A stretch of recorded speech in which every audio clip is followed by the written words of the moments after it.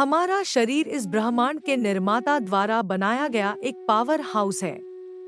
यह प्रकृति के 5 तत्वों से बना है और उनकी कार्यक्षमता के आधार पर उसके अनुसार कार्य करता है। पूरे ब्रह्मांड में और हमारे शरीर में भी एक निरंतर ऊर्जा प्रवाह है। ऊर्जा प्रवाह के संबंध में बहुत सारी बातें होती हैं, क्योंकि हर चीज ऊर्जा के प्रवाह के साथ चलती है। इसी तरह हमारा शरीर भी एक रिसेप्टर के रूप में कार्य करता है और एक साथ उत्सर्जन करता है। गीता में श्लोक है, देहो देवालय प्रोक्तो जीवः प्रोक्तो सनातना, जिसका अर्थ है कि हमारा शरीर एक मंदिर है और शरीर में मौजूद आत्मा उसका स्वामी या भगवान है। ऐसा कहा जाता है कि हमारा शरीर ब्रह्मांड का एक लघु रूप है और यह उन्हीं तत्वों से बना है जो ब्रह्मांड में मौजूद हैं। इसीलिए कहा गया है कि अहं ब्रह्मास्मि। इसका मतलब है कि पूरा ब्रह्मांड मेरे अंदर है। इस ब्रह्मांड की रचना को ब्रह्मांड और शरीर को पिंड कहा गया है। इसीलिए हमारी प्राचीन लिपियों में कहा गया है कि हमारा शरीर ब्रह्मांड का एक लघु रूप है और ब्रह्मांड में जो भी परिवर्तन हो रहे हैं वही हमारे शरीर में भी हो रहे हैं। लंबे समय से आकर्षण का नियम चर्चा का विषय रहा है, जो बताता है कि आप जैसा सोचेंगे आप वैसे ही बन जाएंगे। दूसरे शब्दों में, आप जो भी सोच विकसित करते हैं आप उसी को आकर्षित करते हैं। लेकिन हमें से बहुत से लोग इस कहावत के पीछे के सटीक तर्क और विज्ञान को नहीं जानते हैं। हमारा शरीर ब्रह्मांड के समान तत्वों से बना है और इसमें आप जो कुछ भी चाहते हैं उसे हासिल करने की क्षमता और शक्ति है। दुर्भाग्य से हम उस शक्ति की मजबूती और प्रभावशीलता का एहसास नहीं करते हैं और अपनी इच्छाओं को पूरा करने में असमर्थ रहते हैं। हमारा शरीर एक पावर हाउस है और आत्मा और परमात्मा के बीच एक पुल के रूप में कार्य करता है, ब्रह्मांड के साथ संबंध बनाता है और अपना भाग्य खुद बनाता है। लेकिन सवाल वही है कि अगर हमें अपनी इच्छा पूरी करने की शक्ति है तो वह कैसे होगी? और उत्तर काफी सरल है, लेकिन यह बहुत ही अनुशासित दृष्टिकोण के साथ आता है। हमें अपनी आंतरिक चेतना को सक्रिय करना चाहिए और अपनी अंतर्ज्ञान शक्ति को बढ़ाना चाहिए, ताकि हमारा अवचेतन मन स्वयं के लिए कार्य कर सके। प्राचीन समय में मानव शरीर की इस गुप्त शक्ति को मंदिर संस्कृति द्वारा बहुत अच्छे से समझाया गया था। मंदिर संस्कृति के पीछे धारणा यह थी कि मानव के भीतर यह जागरूकता आए कि हमारे अंदर कौन सी शक्ति निहित है। मंदिरों की वास्तुकला मानव शरीर संरचना पर आधारित थी। इसे ऐसे समझें, हमारा शरीर एक मंदिर है और हमारी आत्मा उसका देवता है।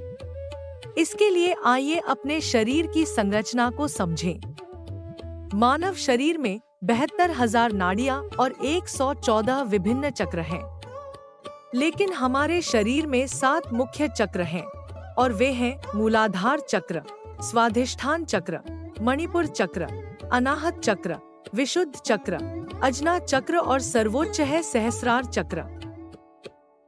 मानव शरीर की नींव मूलाधार चक्र पर आधारित है, जहां शरीर की मुख्य ऊर्जा कुंडलिनी है, जो यही सुप्त अवस्था में रहती है।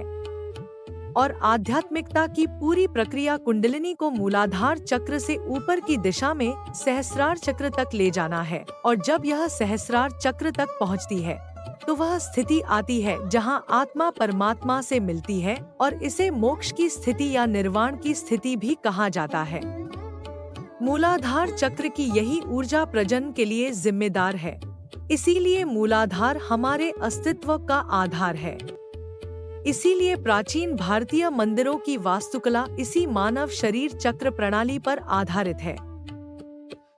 गर्भगृह जिसमें देवता को रखा जाता है, वह सिर या मुकुट को दर्शाता है, जो सहस्रार है। गर्भगृह में मूर्ति या देवता का स्थिर स्थान अजना को दर्शाता है, जो दोनों भौहों के बीच है।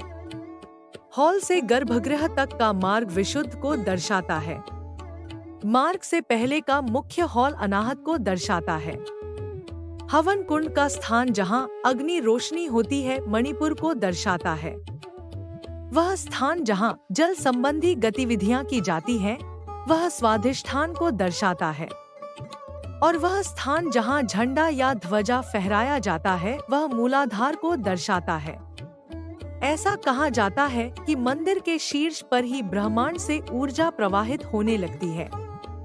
प्राचीन काल में मंदिरों को डिजाइन करने का यही तरीका था ताकि आपको यह पता चल सके कि आपका शरीर एक पूजा मंदिर के अलावा और कुछ नहीं है। दुर्भाग्य से यह जानकारी आजकल अच्छी तरह से ज्ञात नहीं है और अधिकांश लोग इस अवधारणा से अनजान हैं। तो अब यह स्पष्ट हो गया है कि हमारा मंदिर हमेशा हमारे साथ है और इसमें मौजूद आत्मा पहले से ही दैवीय शक्ति से जुड़ी हुई है। एकमात्र चीज जो हम करना चाहते हैं वह है अपनी चेतना को सक्रिय करना और दैवीय शक्ति से जुड़ना है। इन चक्रों को संतुलित करने के लिए कई ध्यान उपलब्ध हैं और जब हम उन पर काम करना शुरू करते हैं तो मुझे यकीन है कि शांति और आनंद की स्थिति आपको आध्यात्मिकता के कई कदम करीब ले जाएगी।